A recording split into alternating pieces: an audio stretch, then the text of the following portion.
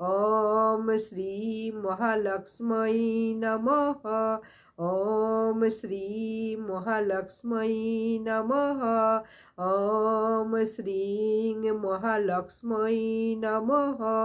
ॐ श्रीं महालक्ष्म्यै नमः। ॐ श्रीं महालक्ष्म्यै नमः। ॐ श्रीं महालक्ष्म्यै नमः। ॐ श्रीं महालक्ष्म्यै नमः। ॐ श्रीं महालक्ष्म्यै नमः। ॐ श्रीं महालक्ष्म्यै नमः।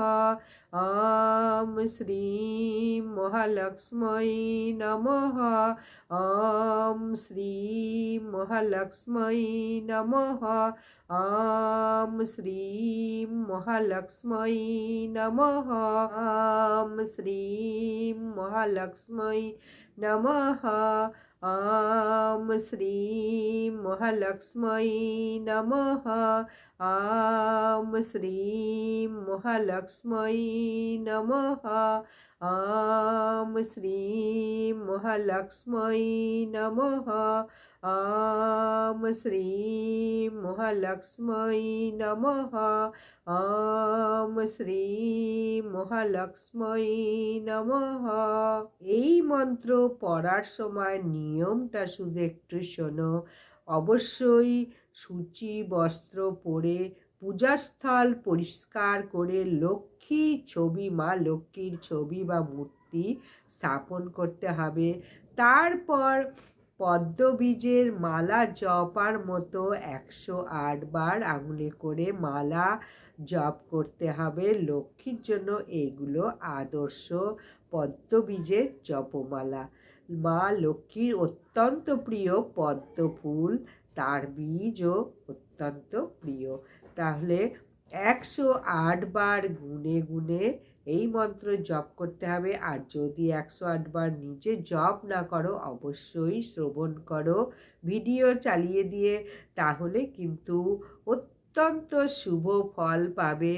বাড়িতে ধন সম্পত্তি তো বাড়বেই, শান্তি, আধ্যাত্মিক উন্নতি হবে, ব্যবসা বাণিজ্যে মানে আর্থিক উন্নতি হবে, চাকরিজীবীদের পদোন্নতি হবে।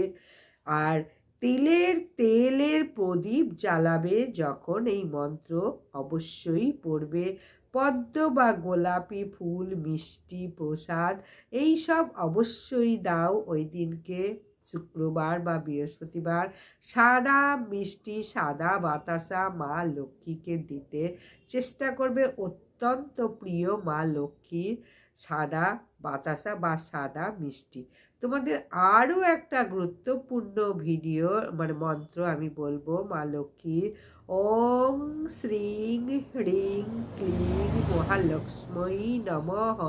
এই মন্ত্র 108 বার বলতে পারো, এমন কিছু কঠিন নয়, শুধু মনোযোগ সহকারে 108 বার অবশ্যই বলো। ওং শ্রীং হ্রিং ক্লিং মহালক্ষ্মী নমঃ। ওং হ্রিং শ্রীং ক্লিং মহালক্ষ্মী নমঃ। চোখ বন্ধ করে মা লক্ষ্মীর ধ্যান করতে হবে, বিশ্বাসের সাথে অবশ্যই করতে হবে।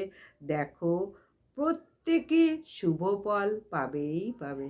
তাহলে আজকের মতো এখানেই শেষ করছি। আশা করছি ভিডিওটা ভালো লেগেছে।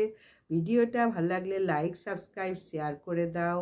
প্রতিদিন নিয়মিত যদি এই মন্ত্র শ্রবণ করো, 108 বার জপ করো, অবশ্যই সুফল মিলবে।